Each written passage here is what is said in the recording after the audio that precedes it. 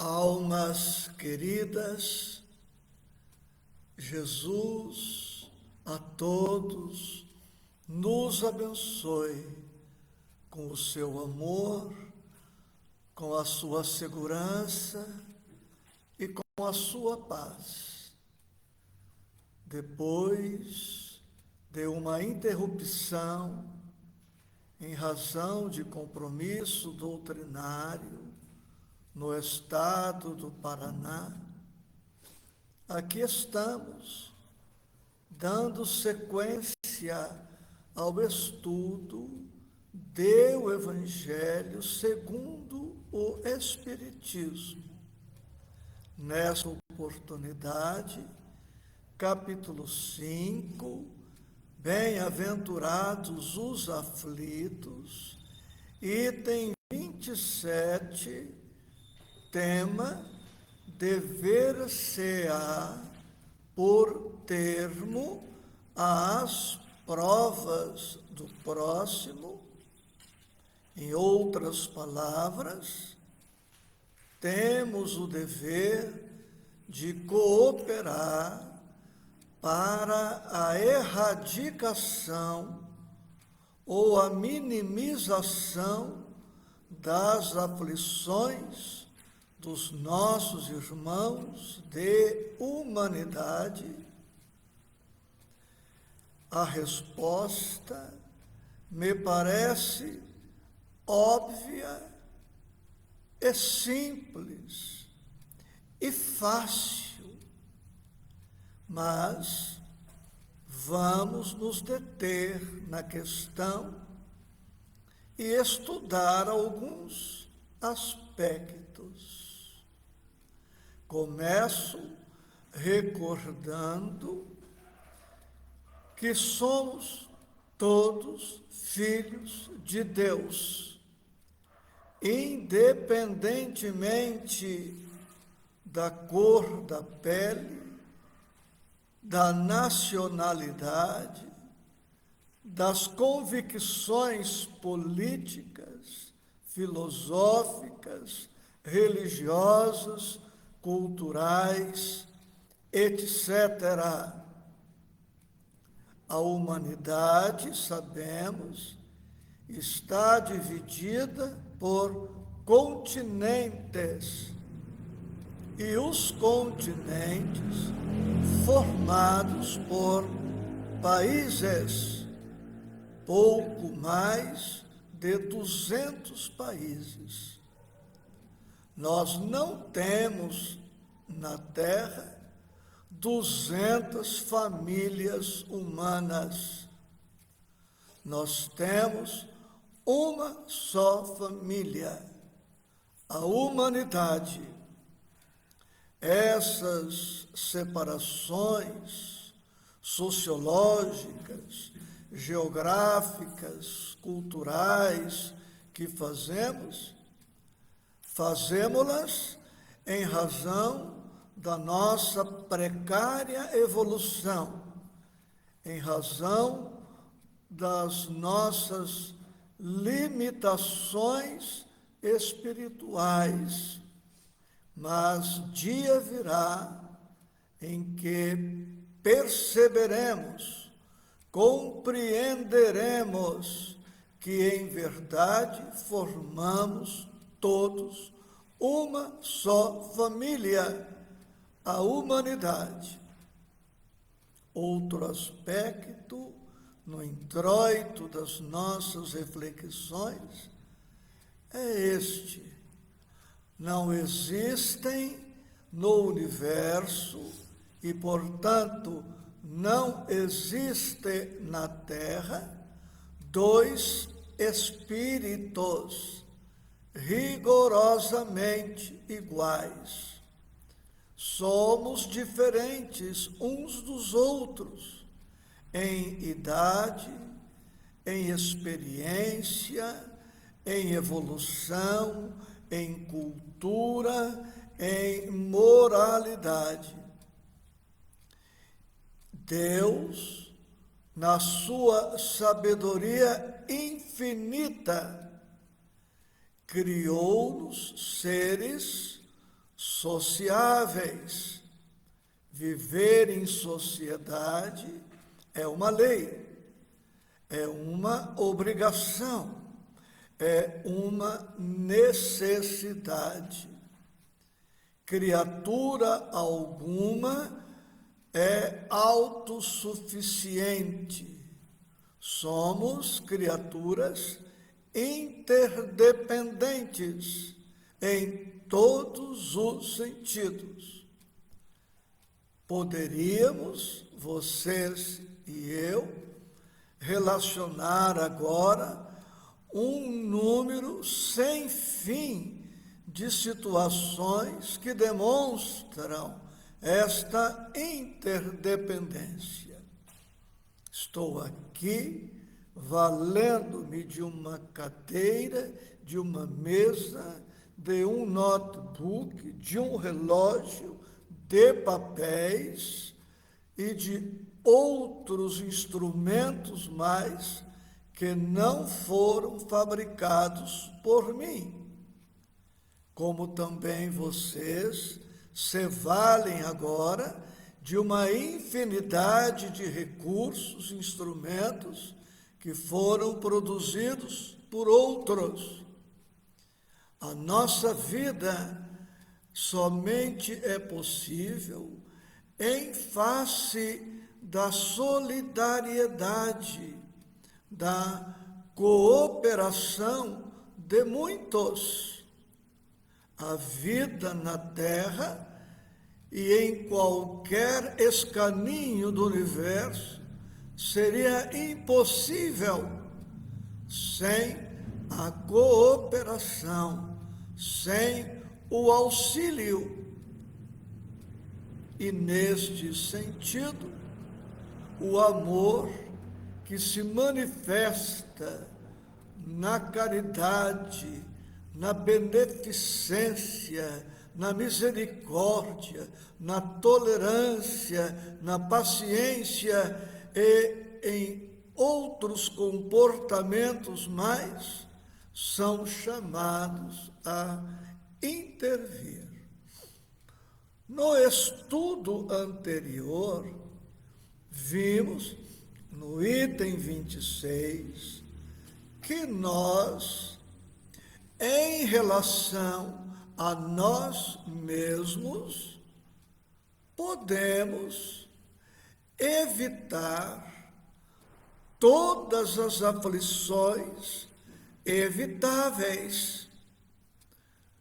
Criatura alguma é obrigada a sofrer certas situações que está na sua prerrogativa, no seu direito, no seu livre-arbítrio de evitar. Se podemos evitar certas dores, é evidente que também podemos e devemos diminuir aquelas aflições que podem ser diminuídas. Não existe nenhuma lei divina e nem lei humana que nos obrigue a aumentar o nosso sofrimento. Em relação a nós, portanto, não somos obrigados a aumentar o nosso sofrimento. Não somos obrigados a mantê-los no nível em que se encontram. E temos o direito à liberdade de diminuir todas as dores que pudermos diminuir. Pois este raciocínio aplicado a nós aplica-se como é intuitivo, lógico, natural, justo, humano e divino a todas as criaturas humanas. O tema de hoje nos remete ao próximo e podemos trazer para o estudo de agora as 3 situações aplicadas a nós. Não somos obrigados por ninguém, por nada, a aumentar o nosso sofrimento, pois também espera-se que não venhamos a agravar o sofrimento de criatura alguma. Deus não necessita que nós nos comprometamos perante a sua justiça, para que a sua justiça se faça em relação às criaturas humanas. Ninguém precisa se comprometer a pretexto de estar sendo instrumento de Deus para que a justiça divina se faça. Não somos obrigados a manter os nossos sofrimentos inalteráveis no nível em que se encontram. Também em relação ao próximo, aplica-se o mesmo raciocínio. Nada, ninguém nos obriga à indiferença criminosa. O egoísmo e o orgulho correm por nossa conta, porque a lei manda que não agravemos o sofrimento de ninguém, que não nos mantenhamos indiferentes ao sofrimento dos nossos irmãos, e a lei determina que nós façamos quanto possível para auxiliar os nossos irmãos de humanidade. Então, agora, pontuando, pergunto e respondo, em alguns momentos, trazendo o texto do Evangelho segundo o Espiritismo. Devemos agravar, complicar, comprometer, aumentar o sofrimento alheio? A resposta objetiva, alto e bom som: não temos o direito e muito menos o dever de agravar o sofrimento de quem quer que seja. Outro ponto já estudado, mas agora detendo-nos de maneira articulada e trazendo o Evangelho para fundamentar nosso introito. Devemos deixar que as provas, que as dores, que os sofrimentos dos nossos irmãos sigam o seu curso sem nada fazermos em favor deles? Em alto e bom som, com o Evangelho, dizemos não. E trago o pensamento exarado no Evangelho. É certo que as vossas provas têm de seguir o curso que lhes traçou Deus. Dar-se-á, porém, conheçais esse curso? Sabeis até onde têm elas de ir? E se o vosso Pai misericordioso não terá dito ao sofrimento de tal ou tal dos vossos irmãos, não irás mais longe? Sabeis se a providência não vos escolheu, não como instrumento de suplício, para agravar os sofrimentos do culpado, mas como o bálsamo da consolação para fazer cicatrizar as chagas que a sua justiça abrira? O Evangelho nos recomenda hoje: cooperemos quanto possível com o próximo. Cooperemos quanto possível com o próximo.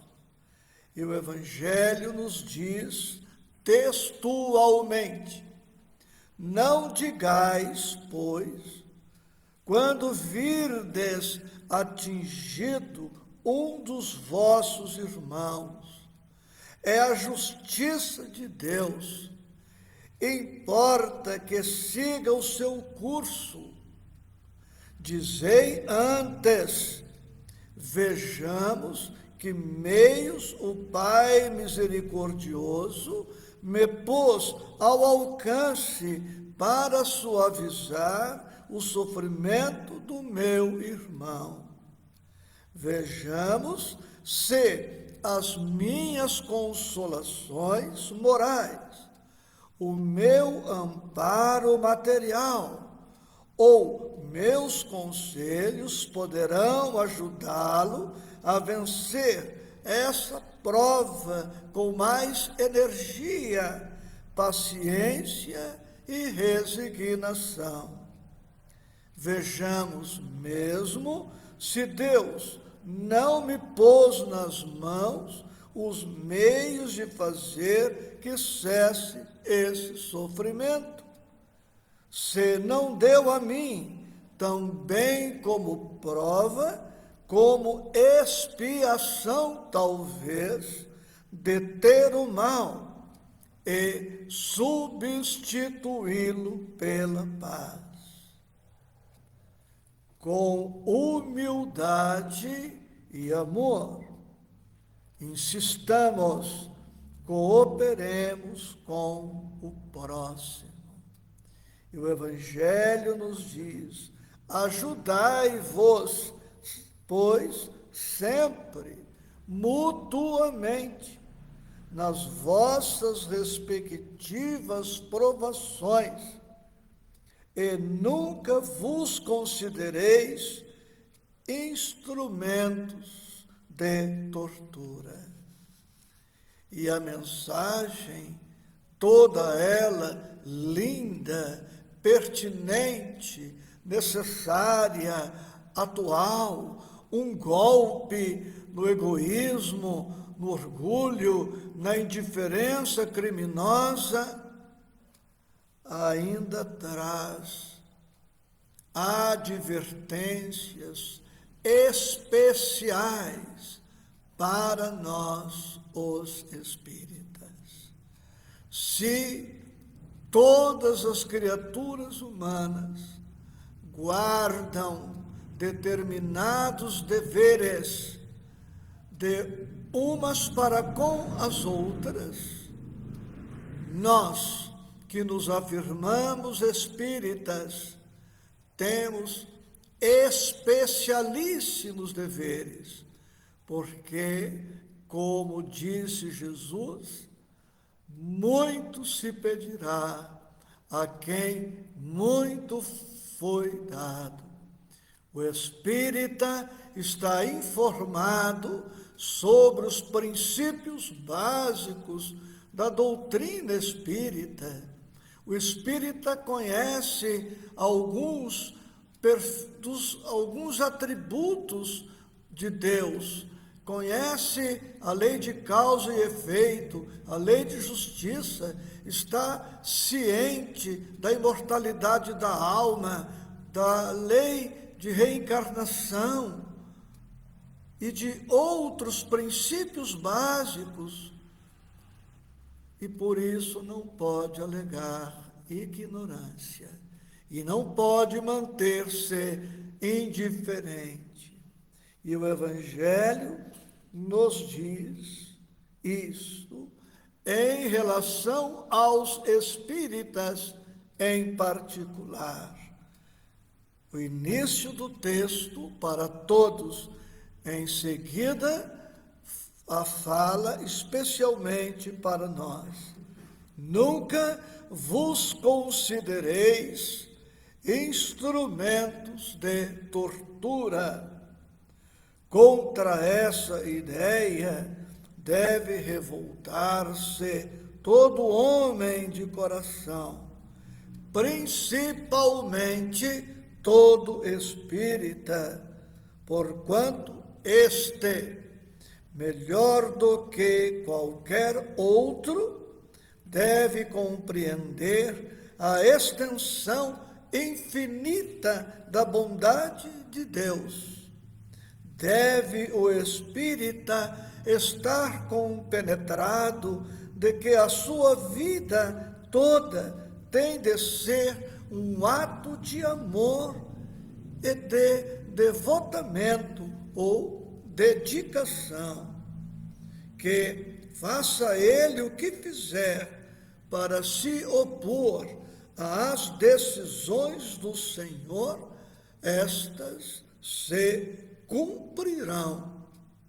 Pode, portanto, sem receio, empregar todos os esforços por atenuar o amargor da expiação, certo, porém, de que só a Deus cabe detê-la ou prolongá-la, conforme o julgar conveniente.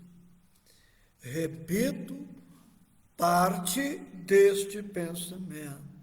Deve o espírita estar compenetrado de que a sua vida toda tem de ser um ato de amor. Deve o espírita estar compenetrado de que a sua vida toda, a vida inteira, o tempo todo, 60 segundos por minuto, 60 minutos por hora, 24 horas por dia, 7 dias da semana, o ano todo, a vida toda, tem de ser um ato de amor. O Espírito, autor da mensagem, colocou essa expressão no singular, um ato de amor. Ele não disse 2 atos de amor, 100 atos de amor, 1000 atos de amor, um ato de amor. Ato nos remete a teatro, a atitude, a um momento. Então, toda a nossa vida deve ser esta atitude de amor, deve ser um instante só, ou seja, amar todo o tempo, amar invariavelmente, o que significa que o espírita não estará cumprindo seus deveres em face da doutrina espírita que nos recorda Jesus, se ele simplesmente se dedicar aos afetos da consanguinidade, da parentela. É compreensível que o não espírita, por enquanto, ame de maneira reducionista, sirva de maneira reducionista, mas o espírita que sabe que a família espiritual é mais ampla que a família consanguínea, que a família constituída deve transformar toda a sua vida em um hino ao amor, em um ato ao amor. Não auxiliar o próximo e concorrer para o agravamento de suas aflições é atitude que decorre do egoísmo, do orgulho e da indiferença criminosa, como já mencionamos. Porque nada fazer já é cometer o crime da omissão. Perante a justiça divina, nós responderemos pelo mal que fizemos e pelo bem que poderíamos ter feito e não fizemos. Porque não fazer o bem que se pode fazer já é um grande mal. Responderemos pelas consequências da omissão no bem, quanto responderemos pela ação negativa nas atitudes contrárias ao Evangelho. Poderia citar aqui uma infinidade de textos.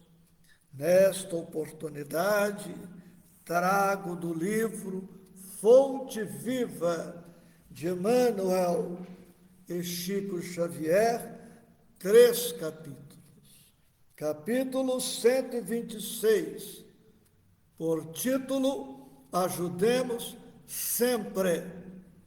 E se toda a vida deve ser um ato de amor, então faz-se mister que ajudemos sempre.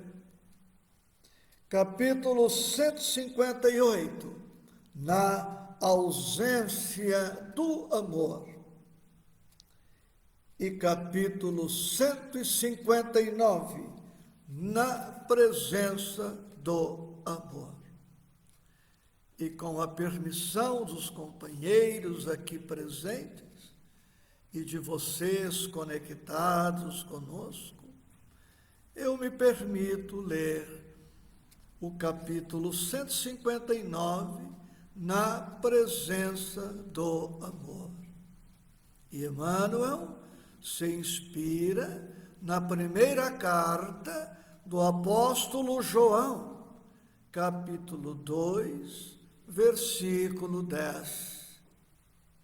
Aquele que ama a seu irmão está na luz, e nele não há escândalo. Quem ama o próximo sabe, acima de tudo, compreender.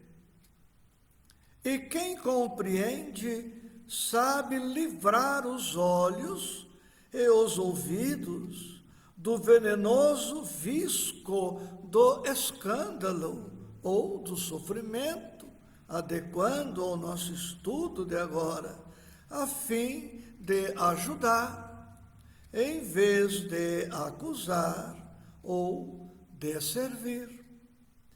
É necessário trazer o coração sob a luz da verdadeira fraternidade, para reconhecer que somos irmãos uns dos outros, filhos de um só Pai.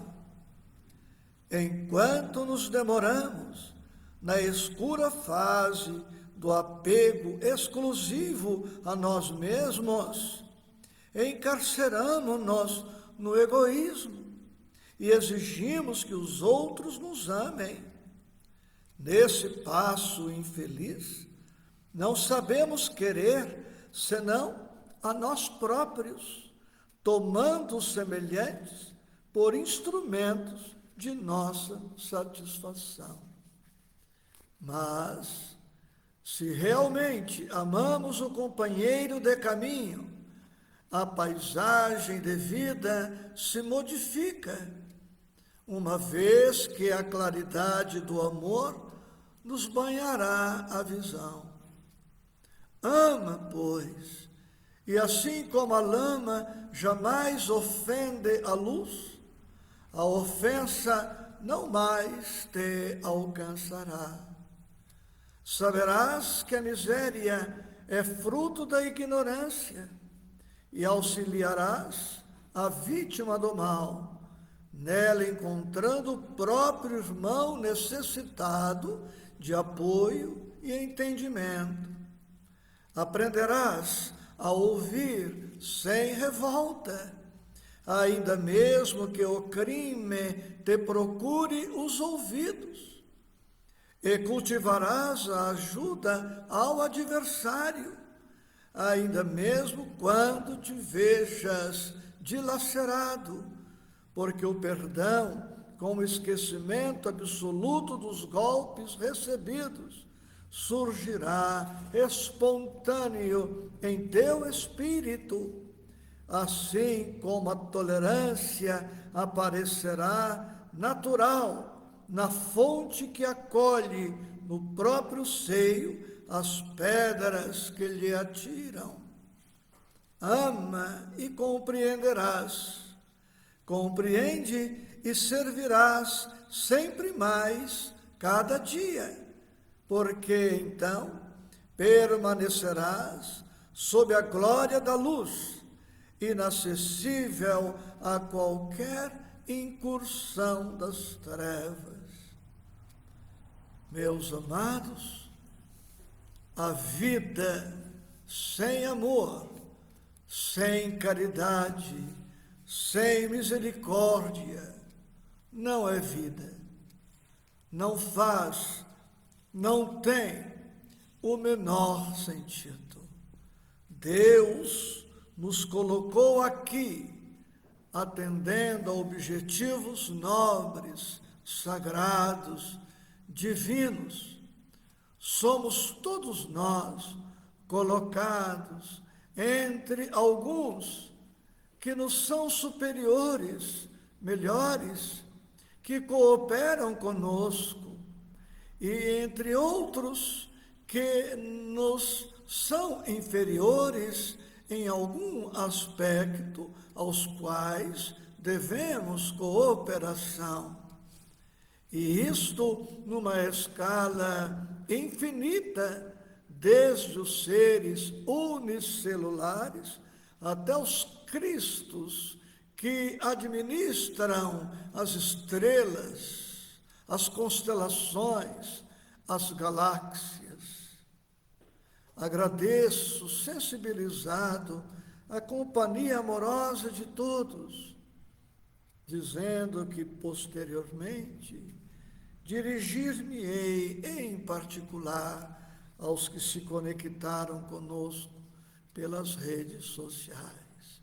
Muita paz com Jesus sempre, sempre.